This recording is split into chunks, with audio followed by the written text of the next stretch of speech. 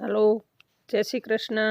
पाठ नंबर 10 वैश्विक समस्याओं भौगोलिक परिप्रेक्ष्य में આપણે જોઈએ આજે વૈશ્વિક સમસ્યાઓ કેટલી, તો એના સંદર્ભમાં વિચારીએ તો સૌથી પહેલાં જોઈએ પર્યાવરણીય પ્રદૂષણ. પર્યાવરણની અંદર થતું પ્રદૂષણ બંને દ્વારા થાય, માનવી દ્વારા અને કુદરત દ્વારા. એમાં કુદરત દ્વારા થતા પ્રદૂષણની તુલનામાં માનવી દ્વારા કરાતું પ્રદૂષણ વધારે ઘાતક હોય. ઘાતક એટલે વિનાશક હોય છે.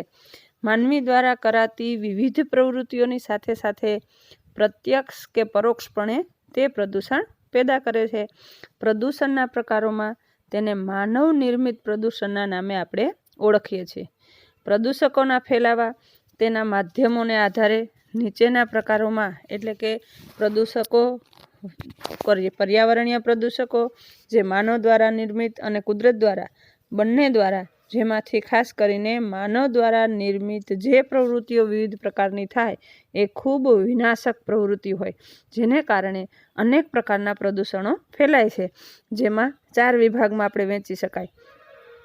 પ્રદૂષકો ફેલાવા અને તેના માધ્યમોને આધારે 4 પ્રકારે: એક જળ પ્રદૂષણ, વાયુ પ્રદૂષણ, અને જમીન પ્રદૂષણ અને ધ્વનિ પ્રદૂષણ. આ મુખ્ય પ્રદૂષણ 4 છે.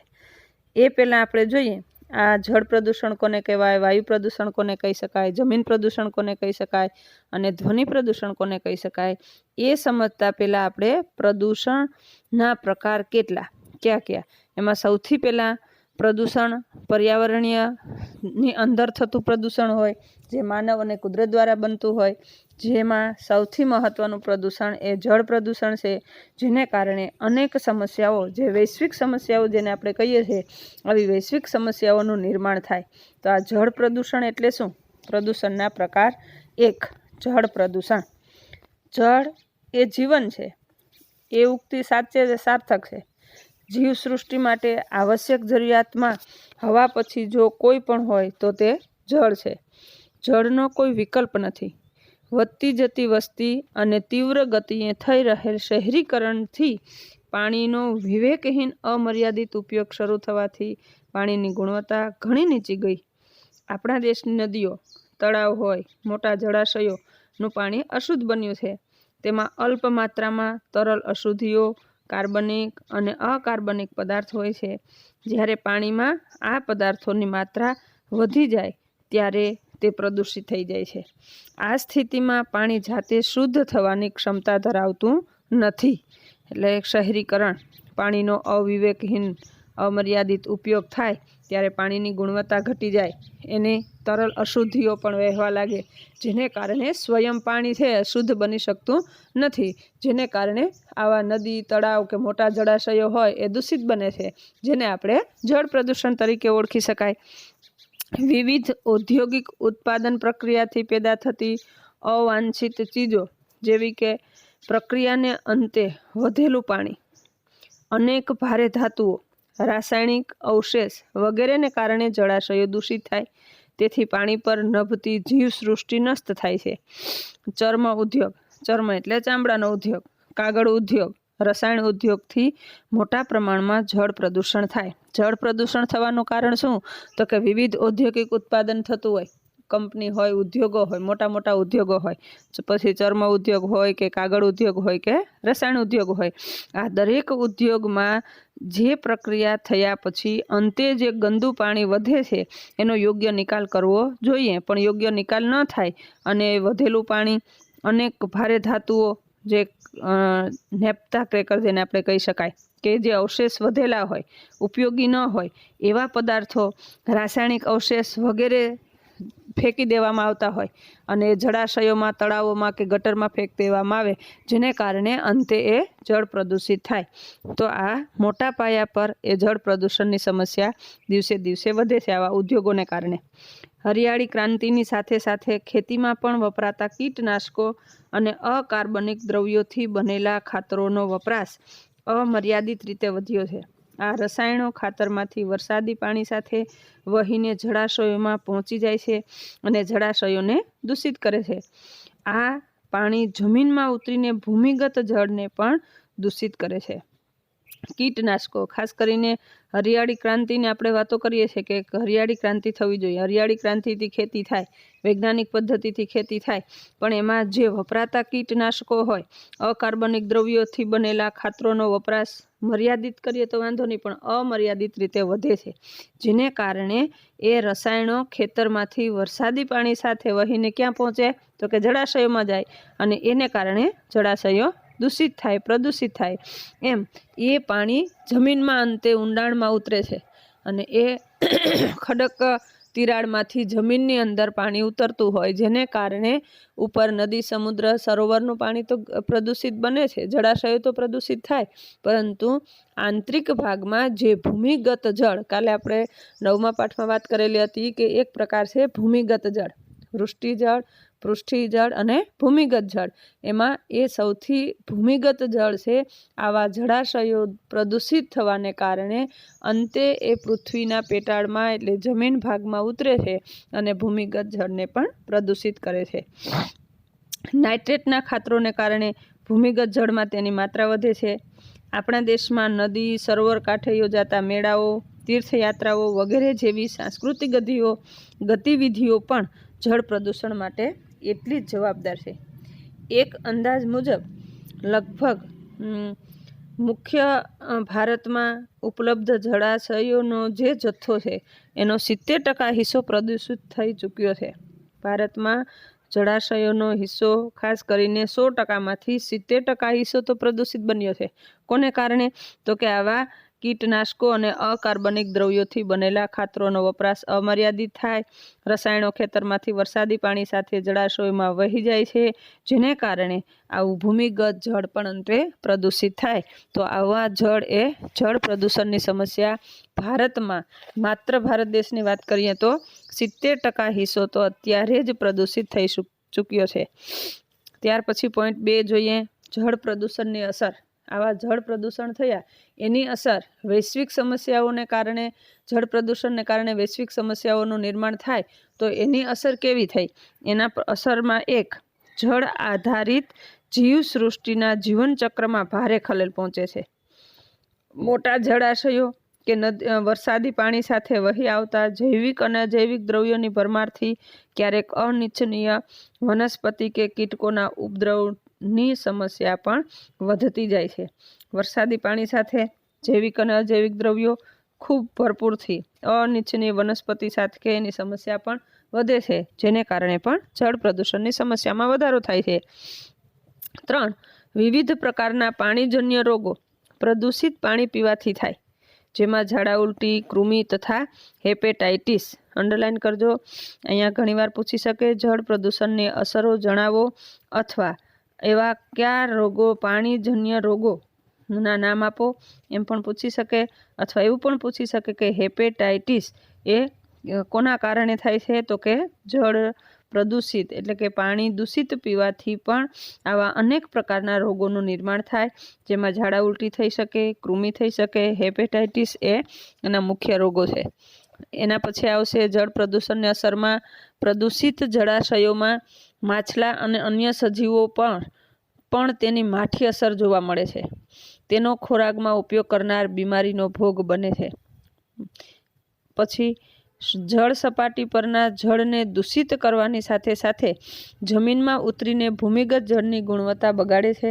આ નુકસાન આવનારી પેઢીઓને સદીઓ સુધી ભોગવવું પડશે. જળ સપાટી પરના જળ પ્રદૂષિત કરવાની સાથે સાથે શું થશે? જમીનમાં પાણી ઉતરે. હમણાં અગાઉ આપણે વાત કરીએ પ્રમાણે ભૂમિગત જળની ગુણવત્તા ઘટે છે.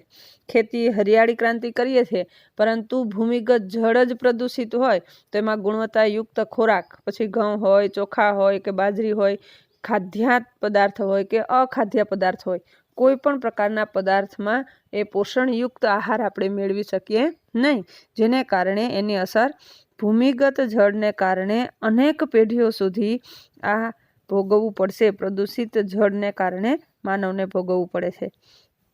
પ્રદૂષિત પાણીથી સિંચાઈ કરાય તો ક્યારેક પાક પણ નષ્ટ થાય છે. પ્રદૂષિત પાણીથી પકવાતા શાકભાજી કે ફળોના પાકમાં પ્રદૂષકોની હાજરી પણ નોંધાય છે. સંશોધન અનુસાર પ્રદૂષિત નદીઓના ભાઠામાં ઉગાડાતા શાકભાજીની પેદાશમાં અનેક ઝેરી દ્રવ્યો પણ હોવાનું માલુમ પડ્યું છે. નદીઓના સંગમ સ્થાને કિનારાઓ પર શાકભાજી અને ફ્રૂટનું વાવેતર કરવામાં આવતું હોય, ફ્રૂટનું વાવેતર ન થાય પરંતુ શાકભાજી વધારે વાવેતર કરી શકે, તો આવા શાકભાજી પણ જળ પ્રદૂષિતથી હોય, જેને કારણે આપણે કોઈ પણ પ્રકારને વિટામિન યુક્ત અથવા ગુણવત્તાયુક્ત શાકભાજી પ્રાપ્ત કરી શકીએ નહીં, જે આડઅસર રીતે માનવના જીવનને નુકસાન પહોંચાડે છે. તો આવી જળ પ્રદૂષણની અનેક પ્રકારની અસરો થઈ શકે છે. એના માટે આપણે શું કરવું એ પણ હવે પછીના પોઈન્ટમાં જોશું. એના પછી આવશે વાયુ પ્રદૂષણ. જળ પ્રદૂષણ 1 પોઈન્ટ, 2 પોઈન્ટ વાયુ પ્રદૂષણ. શુદ્ધ હવા એ સ્વસ્થ જીવનની અત્યંત પાયાની જરૂરિયાતમાંની એક છે. ખોરાક વગર માનવ લાંબો સમય સુધી જીવી શકે, પણ હવા વિના જીવનની કલ્પના કરી શકાય? 11 હોય તો આપણે રહી શકીએ, પરંતુ લાંબો સમય એ હવા વગર જીવી શકાય નહીં. એટલે વાયુ પ્રદૂષણ, શુદ્ધ હવા એ જરૂરી છે. આમ છતાં આજની પરિસ્થિતિમાં આપણે શુદ્ધ હવા પ્રાપ્ત કરી શકતા નથી, જેને કારણે ઓક્સિજન સંપૂર્ણ પ્રાપ્ત ન કરી શકીએ, શુદ્ધ ઓક્સિજન ન પ્રાપ્ત કરી શકીએ, પ્રદૂષિત કાર્બન ડાયોક્સાઇડ પ્રાપ્ત કરીએ, જેને કારણે આપણે આ વૈશ્વિક મહામારી કોરોના જેવી ગંભીર બીમારીનો સામનો કરવો પડે છે. આનું કારણ શું? આવા વાયુ પ્રદૂષણનું કારણ શું? તો કે ઉદ્યોગો, વાહનો અને વિવિધ પ્રકારના ઈંધણોના વપરાશથી પર્યાવરણમાં ઝેરી ધુમાડો ફેલાય છે. તેના પરિણામે વાતાવરણ પ્રદૂષિત થાય. માનવની આધુનિક થવાની ઘેલછાએ વાતાવરણને આપણે એક ઉકરડાનમાં ફેરવી નાખ્યું છે. વાતાવરણમાં આપણે ઘન, પ્રવાહી અને વાયુ સ્વરૂપે કચરો અવિરતપણે ઠાલવતા રહ્યા છીએ. છેલ્લા 50 વર્ષોમાં અશ્મિભૂત ઈંધણોનો વધતા જતા વપરાશથી, ખાસ કરીને અશ્મિભૂત ઈંધણોનો વપરાશ વધે છે. જેથી શું થાય? તો કે હવામાં શું ફેલાય? તો કે sulphur dioxide, carbon dioxide, carbon monoxide, સીસુ જેવી અશુદ્ધિઓ મોટી માત્રામાં વાતાવરણમાં ભળે છે, જેને કારણે શું થશે? વાયુ પ્રદૂષણ જોવા મળશે. આ વાયુ પ્રદૂષણને કારણે જેમ જળ પ્રદૂષણથી અનેક પ્રકારની અસર થાય, જીવસૃષ્ટિને અસર થાય, ભૂમિગત જળને અસર થાય, એમ અનેક પ્રકારની પરિસ્થિતિનું નિર્માણ જળ પ્રદૂષણથી થાય, એમ વાયુ પ્રદૂષણની પણ અસરો ઘણા પ્રકારની છે. 1. રાસાયણિક પ્રદૂષકોને કારણે ઓઝોનના પડમાં ગાબડા પડવાથી જીવસૃષ્ટિ માટે ભારે ખતરો ઊભો થયો છે. હવામાં સલ્ફર ડાયોક્સાઇડની ઊંચી માત્રા તેજાબી વરસાદ માટે જવાબદાર છે. ગીચ વસ્તી ધરાવતા પ્રદૂષિત શહેરોમાં ધૂંધળા સૂર્યોદય અને સૂર્યાસ્ત પણ વાયુ પ્રદૂષણના પરિણામે જ હોય છે. ગીચ વસ્તી ધરાવતો પ્રદેશ અથવા દાખલા તરીકે પ્રદૂષિત શહેરોની સમસ્યા, વૈશ્વિક સમસ્યામાં સૌથી પહેલાં ઉદ્યોગો વધુ માત્રામાં, ગીચ વસ્તીનું પ્રમાણ વધારે જોવા મળશે મોટા મોટા શહેરમાં, જેને કારણે ત્યાં સૂર્યોદય કે સૂર્યાસ્ત થાય પણ વાયુ પ્રદૂષણ તો જોવા જ મળે છે. એનું કારણ એ ઉદ્યોગો, એ વાહનો અને વિવિધ પ્રકારના ઈંધણોનો વપરાશ વધારે પડતા અમર્યાદિત વપરાશ થાય, જેને કારણે ઝેરી ધુમાડો ફેલાય છે, જેથી કરીને વાયુ પ્રદૂષણ ત્યાં વધારે જોવા મળશે, જે માનવ જીવનને પણ અસર કરે, એટલે કે જીવસૃષ્ટિ માટે ખતરો ઊભો કરે છે. શહેરી વિસ્તારોમાં ઠંડી ઋતુમાં વહેલી સવારે જોવા મળતું ગાઢ ધુમ્મસ રોજબરોજની પ્રવૃત્તિઓમાં બાધક બને છે. શહેરી વિસ્તારોમાં ગામડામાં જે શુદ્ધ હવા, પાણી અને ખોરાક મળે છે એ શહેરી વિસ્તારમાં મળતું નથી. એટલે વહેલી સવારમાં જે જોવા મળતું ધુમ્મસ હોય એ પ્રવૃત્તિ, રોજબરોજની પ્રવૃત્તિમાં આપણને આડઅસર ઊભી કરે છે, એ બાધક બને છે. માનવોમાં ચામડી, શ્વસનતંત્ર અને ગળાના રોગો થવાની સંભાવના પણ વધારે માત્રામાં જોવા મળશે. હવામાં રહેલી સીસાની અશુદ્ધિ ચેતાતંત્ર, ખાસ યાદ રાખજો, મૂત્રપિંડ અને હૃદય પર ખતરનાક અસર જન્માવે છે. બાગાયતી ખેતીમાં વાયુ પ્રદૂષણની અસરથી પાકનું ઉત્પાદન પણ ઘટે છે. આવી અનેક પ્રકારના વાયુ પ્રદૂષણને કારણે માનવીના જીવનમાં અનેક પ્રકારના રોગોની સંભાવનાઓ જોવા મળશે, અનેક પ્રકારની પરિસ્થિતિનું નિર્માણ કરશે, જેને કારણે એ વ્યક્તિ તંદુરસ્ત જીવન જીવી શકે નહીં, કોઈ ને કોઈ રીતે એ રોગનો ભોગ બની શકે છે. ત્યાર પછી આવે ભૂમિ પ્રદૂષણ. જમીન આપણને ખોરાક. પોઈન્ટ નંબર 3, ભૂમિ પ્રદૂષણ. જમીન આપણને શું આપે? ખોરાક, વસ્ત્ર અને નિવાસની પ્રાથમિક જરૂરિયાત પૂરી પાડે છે. અગાઉના પાઠ નંબર 9માં આપણે જોયું કે ભૂમિ અને જમીન વચ્ચેનો તફાવત શું? તો કે જમીન કોને કહી શકાય? જમીનનો ઉપયોગ જે આપણે ખેતીમાં કરીએ છીએ એને આપણે જમીન તરીકે ઓળખી શકીએ। ખેતી સિવાયનો ઉપયોગ જેમાં આપણે કરીએ છીએ, દાખલા તરીકે આવાસ હોય, પરિવહન હોય, સડક માર્ગો હોય, રેલ માર્ગો હોય, તો એને આપણે ભૂમિ તરીકે ઓળખીએ। તો આવું ભૂમિ પ્રદૂષણ એટલે શું? જેમાં ખાસ કરીને 3 મહત્વની માનવની જરૂરિયાત છે: ખોરાક, વસ્ત્ર અને નિવાસ। એ જે પ્રાથમિક જરૂરિયાત છે સંપૂર્ણ ભૂમિ આપણને પ્રાપ્ત કરે છે, ભૂમિ આપણને પૂરું પાડે છે। જમીનની ગુણવત્તામાં થતા ઘટાડાને ભૂમિ પ્રદૂષણ તરીકે ઓળખી શકાય। યાદ રાખજો, જમીનની ગુણવત્તામાં થતા ઘટાડાને ભૂમિ પ્રદૂષણ તરીકે ઓળખી શકાય। જમીનની આર્થિક અને જૈવિક ઉત્પાદકતામાં ભારે ઘટાડો થાય છે। ઔદ્યોગિક કચરાના અયોગ્ય નિકાલથી અને રાસાયણિક ખાતરો અને જંતુનાશકોના ઉપયોગથી મુખ્યત્વે જમીન પ્રદૂષણ ફેલાય છે। જમીન પ્રદૂષણના લાંબા ગાળાના પરિણામો ખૂબ જ ગંભીર આવે છે। જુઓ, અહીંયા જળ પ્રદૂષણ તમે તૈયાર કરશો તો ભૂમિ પ્રદૂષણમાં પણ તમને સરળતાથી વાક્યરચના લખવામાં સહેલું પડશે, કારણ કે જમીન પ્રદૂષણથી જ ભૂમિ પ્રદૂષણ થાય અને ભૂમિ પ્રદૂષણથી જ વાતાવરણ, હવા અશુદ્ધ બને છે। એને એટલે એક અહીંયા જે 4 પ્રદૂષણ છે, જમીન, વાયુ, ભૂમિ અને ધ્વનિ, આ 4 પ્રદૂષણો એકાબીજાના પર્યાય છે, જેને કારણે એક પરિસ્થિતિનું નિર્માણ થતાં અન્ય પરિસ્થિતિનું નિર્માણ ઓટોમેટિક થાય છે, જે માનવ જીવન અથવા જીવસૃષ્ટિને ખૂબ ભયાનક ખતરો ઊભો કરી શકે છે। તો એવા ભૂમિ પ્રદૂષણની અસર કેવી?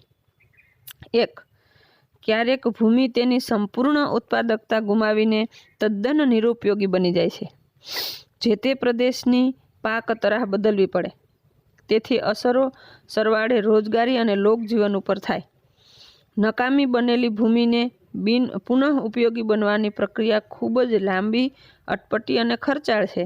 તેથી જમીનમાં આ પ્રદૂષણ કોઈ પણ ભોગે અટકાવવું, નકામી બનેલી ભૂમિનો ફરી પાછો ઉપયોગ કરવો હોય તો એ ખર્ચાળ હોય, અટપટી હોય, અને એને કારણે જમીનમાં પ્રદૂષણને કોઈ પણ ભોગે અટકાવવું જરૂરી છે। એટલે ખાસ ભૂમિ પ્રદૂષણને અટકાવવા માટે સૌથી પહેલાં જમીન પ્રદૂષણ અટકવું જોઈએ, અને આ જમીન પ્રદૂષણ ન થાય એના માટે ખાસ કરીને હરિયાળી ક્રાંતિના જે નિયમ છે એને આધારે કુદરતી છાણ, કુદરતી ખાતરનો ઉપયોગ કરવો, કાર્બનિક દ્રવ્ય કે કોઈ પણ પ્રકારના અકાર્બનિક પદાર્થો કે જેનો વધારે પડતા વપરાશ ન કરવો, તો એ પણ જમીન પ્રદૂષણ અટકશે। જમીન પ્રદૂષણ અટકશે એટલે ભૂમિ પ્રદૂષણ ઓટોમેટિક અટકી જશે। એટલે જમીન પ્રદૂષણ અટકાવવું એ ભૂમિ પ્રદૂષણ માટે મહત્વનું પરિબળ છે। આવી જમીનમાંથી શું થશે તો કે નીચે ઉતરતું પાણી ભૂમિગત જળને દૂષિત થાય। કોઈ પણ જમીન પ્રદૂષિત થાય તો ફરી પાછી એને નવસાધ્ય બનાવવા માટે ખર્ચાળ હોય, અટપટું હોય, લાંબી પ્રોસિજર હોય, એ વ્યક્તિને આર્થિક રીતે ન પોસાય, જેને કારણે ભૂમિ પ્રદૂષણ દિવસે દિવસે વધે છે અને આવતી પેઢીઓને પણ એ ખૂબ નુકસાન ભોગવવું પડે છે। સુંદર નયનરમ્ય દ્રશ્યોને સ્થાને સજ્જડ અને વેરાન જમીન બનતા પૃથ્વીનું કુદરતી સૌંદર્ય પણ નષ્ટ પામે છે। ભૂમિ પ્રદૂષણને કારણે શું થશે? જે પ્રાકૃતિક સૌંદર્ય છે, કુદરતી સંપત્તિ છે, એનો પણ નાશ થાય છે। નંબર 4, પ્રદૂષણમાં ચોથો પ્રકાર ધ્વનિ પ્રદૂષણ। અવાજની માત્રા માનવીની સહન શક્તિની સીમાથી વધી જાય તેને આપણે ધ્વનિ પ્રદૂષણ કહીએ। અવાજ, અનેક પ્રકારના અવાજ હોય ને, કોઈનો મીઠો સ્વર હોય, મધુર જેને કહીએ છીએ મધુર સ્વર હોય, કોઈ ઉગ્ર સ્વભાવથી બોલતું હોય, કોઈનો નમ્ર સ્વભાવ હોય, વિનમ્રતાથી વાત કરતું હોય, વ્યક્તિના બોલચાલથી જ, વ્યક્તિના વર્તનથી જ, એના હાવભાવ, એના પહેરવેશથી જ વ્યક્તિનું મૂલ્યાંકન થાય। એમ વ્યક્તિના મીઠા મધુર શબ્દથી જ આપણને ખબર પડશે કે કેવા વ્યક્તિ છે। વ્યક્તિના મૂલ્યાંકન માટે એનો અવાજ, જેને આપણે ધ્વનિ કહીએ છીએ, આ ધ્વનિ ખૂબ મહત્વનો છે। ધ્વનિ ક્યારે બનશે? અવાજ છે, અવાજ અને ધ્વનિ બંનેમાં શું તફાવત? તો કે અવાજ એ મીઠો હોય, મધુર હોય, સૌને ગમતો હોય। દાખલા તરીકે અહીંયા કોઈ પણ દાખલા તરીકે લતા મંગેશકરનો અવાજ કેટલો મધુર અને સરસ, જેમનું સંગીત આપણને સાંભળવું ગમે, એની જગ્યાએ હું ગીત બોલું તો કર્કશ અવાજ થાય, બરાબર? મતલબ કહેવાનો શું થયો? અવાજની માત્રામાં વ્યક્તિનું મૂલ્યાંકન થાય, પણ એ અવાજની માત્રાથી વધારે માત્રામાં વધારે અવાજથી આપણે જ્યારે બોલીએ છીએ, ઊંચા અવાજથી આપણે જ્યારે બોલીએ છીએ ત્યારે એ ધ્વનિ નિર્માણ થઈ કહેવાય, ધ્વનિ પ્રદૂષણ થયું કહેવાય. દાખલા તરીકે વિવિધ ઉદ્યોગો, વિમાનો, સાયરન, લાઉડસ્પીકર વગેરેમાંથી થતો અવાજ એ ધ્વનિ પ્રદૂષણ માટે જવાબદાર છે. માર્ગ વ્યવહારના સાધનોથી થતો ઘોંઘાટ ધ્વનિ પ્રદૂષણ માટે વધુ જવાબદાર ગણી શકાય. હોર્ન વગાડીએ છીએ રસ્તામાં, આપણે પરિવહન માધ્યમે સડક માર્ગો પર પસાર થતા હોય ત્યારે આગળનું વાહન પાછળના વાહનથી ઓવરટેક કરવા માટે એ પ્રયાસ કરતો હોય ત્યારે એની માત્રા હોય, અને એ માત્રાથી જો વધારે અવાજ કરવામાં આવે તો એને આપણે ધ્વનિ પ્રદૂષણ તરીકે ઓળખી શકાય. તો એવા સાધનોથી જે અવાજ થતો હોય, અલગ અલગ મ્યુઝિક એ અવાજ નિર્માણ થતો હોય, અલગ અલગ પ્રકારના સ્પીકર જોવા મળે, ખાસ કરીને ધાર્મિક કાર્યક્રમોમાં. તો એવી પરિસ્થિતિમાં જે માત્રાથી વધારે માત્રામાં અવાજ નિર્માણ થાય જેને આપણે ધ્વનિ પ્રદૂષણ તરીકે ઓળખી શકીએ, જેમાં ઔદ્યોગિક વિસ્તારો, ખાસ રેલ માર્ગો, સડક માર્ગો અને વિમાન મથકોથી જેમ જેમ દૂર જઈએ તેમ ધ્વનિ પ્રદૂષણની માત્રા ઘટતી જાય. એની નજીક તમે જાઓ, રેલવે માર્ગની પાસે જાઓ અને સડક માર્ગોમાં એ પરિવહનમાં અનેક પ્રકારના વાહનો અવરજવર થતી હોય, જેનો અવાજ, વિમાન મથકોમાંથી આવતો અવાજ, આ બધા ધ્વનિ પ્રદૂષણ છે. પણ એ જ માર્ગથી થોડા દૂર હોય અને એની ધ્વનિની માત્રા ઘટતી જાય છે તો એનું પ્રદૂષણ ઘટતું થયું કહેવાય. મોટા શહેરોની વ્યસ્ત સડકો પર ધ્વનિ પ્રદૂષણ અત્યંત ખતરનાક માત્રામાં જોવા મળે છે. શહેરીકરણ અને ઔદ્યોગિકરણની સાથે સાથે તેની માત્રા અને તીવ્રતામાં સતત વધારો થતો જોવા મળે. આ ધ્વનિ પ્રદૂષણ એટલે શું? ધ્વનિ પ્રદૂષણ ટૂંકનોંધમાં પણ પૂછી શકે. કોઈ પણ 4 પ્રકારના પ્રદૂષણમાંથી ટૂંકનોંધમાં વિભાગ ડી અને ઈમાં પણ પૂછી શકે કે પ્રદૂષણની વ્યાખ્યા આપી એના પ્રકાર જણાવો. ત્યારે તમારે ફરજિયાત 4 પ્રદૂષણ એની વ્યાખ્યા સાથે વિશ્લેષણ કરવું પડશે અને એને અસર પણ લખવી, 4-5 અસર લખવી. વિભાગ ઈમાં પૂછાય તો 4 પ્રકાર જ્યારે પૂછવામાં આવે ત્યારે પ્રદૂષણની વ્યાખ્યા 2 લીટીમાં લખવાની. 4 પ્રદૂષણોની વ્યાખ્યા સાથે 3-3, 4-4 મુદ્દા સાથે પ્રશ્ન લખવો જરૂરી છે. હવે ધ્વનિ પ્રદૂષણની અસર શું થાય? ખાસ કરીને સતત ઊંચા ઘોંઘાટમાં કામ કરતા લોકો માનસિક તણાવ અનુભવે છે અને તેમનો સ્વભાવ ચીડિયો બની જાય. સતત ઘોંઘાટમાં કામ કરતો વ્યક્તિ શું થાય? માનસિક તણાવ અનુભવે અને એને કારણે એનો સ્વભાવ કાયમીને માટે સતત માનસિક તણાવ અનુભવતો વ્યક્તિ અંતે એનો સ્વભાવ ચીડિયો થઈ જાય. પછી વાતાવરણ શાંત હોય તો પણ એનો સ્વભાવ હંમેશા ચીડિયો જ રહેતો હોય. યંત્રોના ભારે અવાજ વચ્ચે કામ કરતા લોકો લાંબા ગાળે બહેરાશ અનુભવે છે. તીવ્ર ઘોંઘાટ વચ્ચે કામ કરતા લોકોના હૃદયના ધબકારા વધી જાય તથા તેમની સૂંઘવાની અને જોવાની શક્તિઓમાં પણ ક્ષીણતા જોવા મળે છે. ઘોંઘાટ વચ્ચે કામ કરવું નહીં, કારણ હૃદયના ધબકારા વધી જાય, સૂંઘવાની પ્રક્રિયા પણ જો ધીમી થાય, શક્તિઓ ક્ષીણ થવા લાગે છે. 4. ધ્વનિ પ્રદૂષણ જો આ રીતે નિરંકુશ વ્યાપ્ત થતું રહેશે તો એક દિવસ આપણે સામાન્ય વાતો પણ ઘાંટા કે બૂમો પાડીને કરવી પડશે. હવે ઇયરફોન રાખીએ છીએ આપણે, જેને કારણે આપણા કાનમાં બહેરાશ આવે. રોજ દાખલા તરીકે ટીવી આપણે જોઈએ છીએ ત્યારે એનો અવાજ ધીમો રાખીએ અને ફાસ્ટ રાખીએ, ફૂલ રાખીએ અવાજ, અને પછી ફૂલ રોજ 2-4 દિવસ તમે ટીવીનો અવાજ ફૂલ રાખશો તો ધીમે ધીમે તમને આદત પડશે અને જ્યારે ટીવીનો અવાજ સ્લો રાખશો તો તમે સાંભળી શકશો નહીં, એવો ફાસ્ટ થશે. આમ ટેવ પડશે અને એને કારણે આપણને બહેરાશ થાય. એમ સતત તીવ્ર ઘોંઘાટમાં રહેતો કોઈ પણ વ્યક્તિ કે એના હૃદયના ધબકારા વધી જતા હોય, સૂંઘવાની શક્તિ ક્ષીણ થતી હોય, તો આવા અનેક પ્રકારના ધ્વનિ પ્રદૂષણોની અસર માનવ જીવનમાં જોવા મળે છે. હવે આવા પ્રદૂષણોને અટકાવવા માટે શું કરવું? વિવિધ પ્રકારના ઉપાયો આપણે શીખ્યા છે, છતાં પણ એની ટૂંકમાં ચર્ચા કરીએ કે પ્રદૂષણો અટકાવવા માટેના ઉપાયો ક્યાં ક્યાં? તો ખાસ 1. પ્રવાહી કચરાનો યોગ્ય પ્રક્રિયા કરી નિકાલ કરવો, જેથી જમીન પ્રદૂષણ ન થાય, ભૂમિ પ્રદૂષણ ન થાય. રાસાયણિક ખાતરો અને કીટનાશકોને બદલે જૈવિક ખાતરો અને જૈવિક કીટનાશકોનો ઉપયોગ વધારવો. રાસાયણિક ખાતરોનો ઉપયોગ ઓછો કરવો, જંતુનાશક દવાનો વધારે પડતા ઉપયોગ ન કરવો, મર્યાદિત ઉપયોગ કરવો.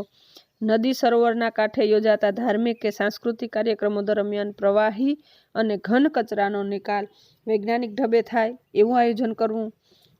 ઉદ્યોગોમાંથી નીકળતા વાયુઓ, પ્રવાહી કચરો કે ઘન કચરામાંથી દૂષિત દ્રવ્યો દૂર કરવાની પ્રક્રિયા કર્યા બાદ જ તેનો નિકાલ કરવો જોઈએ. નવા ઉદ્યોગોની સ્થાપનાની શરૂઆતમાં તેનાથી થનારા પ્રદૂષણ અને તેના અટકાવ વિશે આગોતરું આયોજન કરવું ખૂબ જરૂરી છે. નગર કે વસાહતોના આયોજનમાં વનીકરણ યોગ્ય પ્રમાણમાં કરવાથી અને વાહનોની ડિઝાઇનમાં જરૂરી ફેરફાર કરી હવા અને ધ્વનિ પ્રદૂષણને અટકાવી શકાય. ત્યાર પછી આવશે કાયદાકીય જોગવાઈઓ, એનો ચુસ્ત અમલ કરવો અને કરાવવો. આ ધ્વનિ પ્રદૂષણ હોય, જળ પ્રદૂષણ હોય કે ભૂમિ પ્રદૂષણ હોય, એના માટેના અનેક ઉપાયો હોય.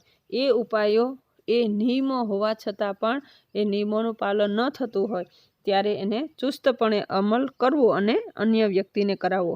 કોઈ સામાજિક પ્રવૃત્તિઓ દ્વારા, ધાર્મિક પ્રસંગો દ્વારા પણ વ્યક્તિને જાગૃત કરી શકાય. કોઈ લેખન દ્વારા, વાર્તાલાપ દ્વારા, સ્કૂલના બાળકો અથવા કોલેજના વિદ્યાર્થીઓને વાર્તાલાપ, સેમિનાર દ્વારા પણ આવા પ્રદૂષણ અટકાવવા માટેના ઉપાયો પણ આપણે દૂર કરી શકાય. શાળા કોલેજમાં આ સમસ્યાથી ભાવિ પેઢીને અવગત કરવી એટલે જાગૃત કરવી, એને જાણ આપવી, સમજણ આપવી અને સમજથી જ નિયમોનું પાલન થાય. કાયદાથી ક્યારેય નિયમોનું પાલન થતું નથી. સમાજમાં વિવિધ જ્ઞાતિ મંડળો કે સ્વૈચ્છિક સંસ્થાઓએ આ સમસ્યા હલ કરવા માટે એક ચળવળ સ્વરૂપે જાગૃતિ અભિયાન પણ ચલાવવું, જેથી કરીને લોકો જાગૃતિ બને. દાખલા તરીકે NSS પ્રવૃત્તિ તમે કરો છો તો આ NSS પ્રવૃત્તિમાં કોઈ શેરી, મહોલ્લા કે ગ્રામ્ય કક્ષાએ આપણે જઈએ, ત્યાં સુવિચાર લખીએ, વાર્તાલાપ કરીએ, ગામની બહેનોને મળીએ, જ્ઞાતિ મંડળોને મળીએ, શાળા, સ્કૂલ કે કોલેજના વિદ્યાર્થીઓ પાસે જઈએ અને આવી સ્વૈચ્છિક સંસ્થાઓને આ સમસ્યાની અસરની વાત કરીએ અને પછી એને જાગૃત કરવા માટેના પ્રયત્ન કરીએ તો એવું અભિયાન ચલાવવું કે જેથી કરીને લોકો જાગૃત બને અને જમીન, વાયુ, ભૂમિ અને ધ્વનિ પ્રદૂષણ અટકે.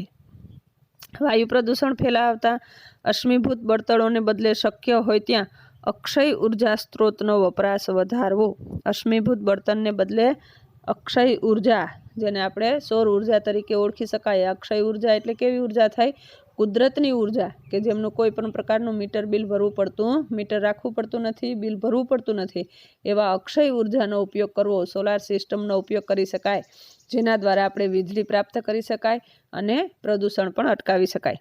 દાહ સંસ્કાર એટલે કે અગ્નિ સંસ્કાર માટે લાકડાને બદલે વિદ્યુત કે CNG ભઠ્ઠીના વિકલ્પની સગવડો અને પ્રચલન વધારવું. અત્યારે પેટ્રોલ ડીઝલને બદલે પરિવહનમાં પણ CNG જોવા મળે છે, એનો ઉપયોગ કરવો, જેને કારણે શું થશે? વાયુ પ્રદૂષણ અટકશે, ભૂમિ પ્રદૂષણ અટકે. પ્રદૂષણ અટકાવવા માટે લાંબા ગાળાના પગલાં અને તે પણ દ્રઢ ઈચ્છા શક્તિથી લેવાય તો જરૂર આપણે પ્રદૂષણની વિઘાતક અસરોને નિવારી શકીશું. પ્રદૂષણને અટકાવવા માટે સ્વયં વ્યક્તિ જાગૃત હોવો જોઈએ.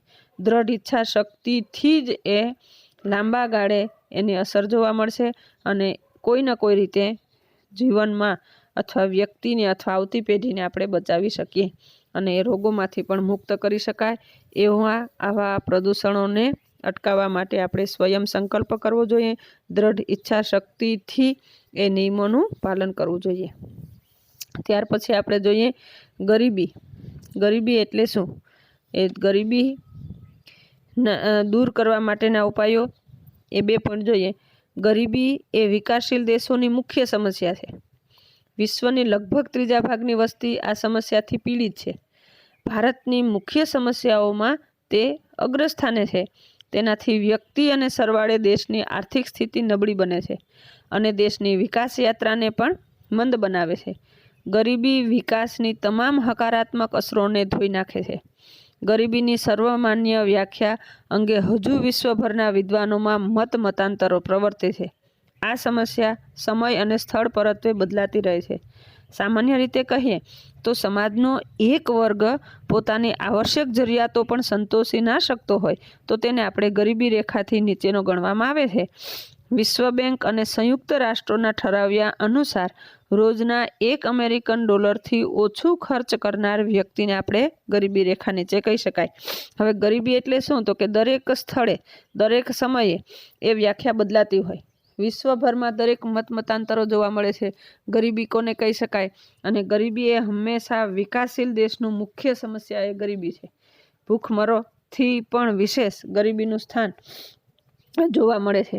અને આ ગરીબી વિકાસની તમામ હકારાત્મક જે અસરો સમાજમાં જોવા મળે છે એ અસરો ધોઈ નાખે છે. ગરીબીને કારણે આર્થિક મુશ્કેલી હોય તો વાસ્તવિક રીતે આપણે કોને ગરીબી કહી શકાય? ગરીબી રેખા નીચે જીવતો માનવ એટલે કોણ?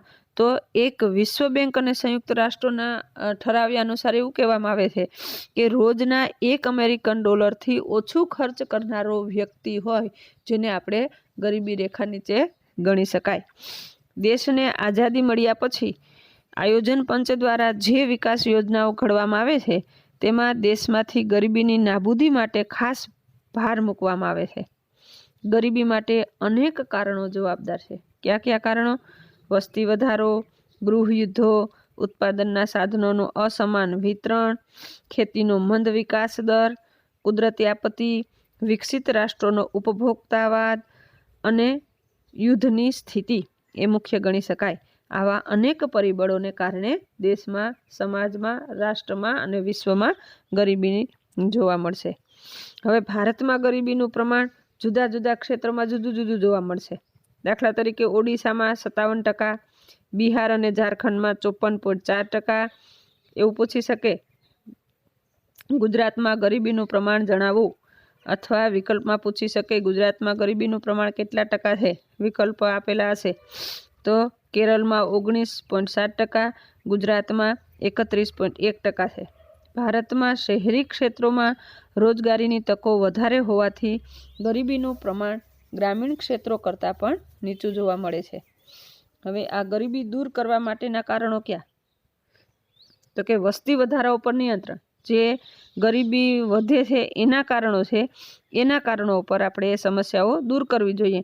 તો વસ્તી વધારા પર નિયંત્રણ, રોજગારલક્ષી યોજનાઓ કરવી જેથી કરીને યુવાન વર્ગ વધારે કમાઈ શકે અથવા જરૂરિયાત પૂરતું તો કમાઈ શકે. શિક્ષણનો વ્યાપક રીતે અપાતી કૌશલ્યલક્ષી તાલીમ, સસ્તા દરે લોન, ખેતી ક્ષેત્રે સિંચાઈ અને વીજળીકરણ, સસ્તા દરે અનાજ વિતરણ જેવા પગલાં ભરવાથી ગરીબી દૂર કરવામાં મદદરૂપ બની શકે. આયોજનમાં લેવાયેલા ઉપરોક્ત શ્રેણીબદ્ધ પગલાંથી આપણા દેશમાં ગરીબી ઘટાડી શકાય. ગરીબી ઘટાડવા માટેના પગલાં જણાવો અથવા ગરીબી દૂર કરવાના ઉપાય જણાવો એવું પૂછી શકે 2 ગુણ માટે. ત્યાર પછી ભૂખમરો, ઘન કચરો, એમાં ઘન કચરાની સમસ્યાઓ, ઘન કચરાનો નિકાલ, પ્રવાહી કચરો, ગંદા પાણીનો નિકાલ, જૈવિક કચરો અને માનવ મળમૂત્રનો નિકાલ. આ પોઈન્ટ આ વર્ષ પૂરતું કોર્સમાંથી બાદ કરવામાં આવેલું છે અને છતાં પણ એનું વાંચન કરી લેજો. આપણે ઓનલાઈન ક્લાસ લેશું ત્યારે એની ચર્ચા કરશું કે અનેક પ્રકારની સમસ્યાઓ જે વૈશ્વિક સમસ્યાઓમાં ખાસ જોવા મળે છે જેના અન્ય કારણો પણ આપણે ઓનલાઈન લેક્ચર લેશું ત્યારે ત્યાંથી ભૂખમરો કોને કહી શકાય, ઘન કચરો એટલે શું, પ્રવાહી અને જૈવિક કચરો એટલે શું, એની સમસ્યા કઈ કઈ એ પણ આપણે ત્યારે જોશું. ટૂંકમાં આ પાઠમાં આપણે જોઈએ તો પોઈન્ટ કેટલા ભણવાના રહેશે? પર્યાવરણીય પ્રદૂષણ, પ્રદૂષણના પ્રકાર 4, જળ પ્રદૂષણની અસર, વાયુ પ્રદૂષણની અસર, ભૂમિ પ્રદૂષણની અસર, ધ્વનિ પ્રદૂષણની અસર અને પ્રદૂષણ અટકાવવાના ઉપાયો જણાવો. અને ત્યાર પછી ગરીબી અને ગરીબી દૂર કરવાના ઉપાયો. મોસ્ટ ઓફ 6 મહત્વના મુદ્દા છે. એના આધારે આ પાઠ ખૂબ સરળ છે અને સરસ રીતે તૈયાર કરજો. અને અસાઇનમેન્ટ માટે પ્રશ્ન ટીક કરી લેજો. પ્રદૂષણના પ્રકારો કયા કયા છે જેના વિશે ટૂંકમાં માહિતી આપો. એ પ્રશ્ન નહીં લખતા. અહીંયા પ્રશ્ન નંબર 1, નીચેના પ્રશ્નોના સવિસ્તાર જવાબ આપો. એમાં જળ પ્રદૂષણ અને તેની અસર વિશે નોંધ લખો. પ્રશ્ન નંબર 2, ગરીબીનો અર્થ સમજાવી તે દૂર કરવાના ઉપાયો જણાવો. આ બંને પ્રશ્ન અસાઇનમેન્ટની નોટમાં લખજો. बाकीना जे प्रश्न कोर्स में होय के न होय दरेक प्रश्न रेग्युलरनी नोट में लखी राखजो। अहींया पाठ आपणे पूर्ण करीए। Thank you.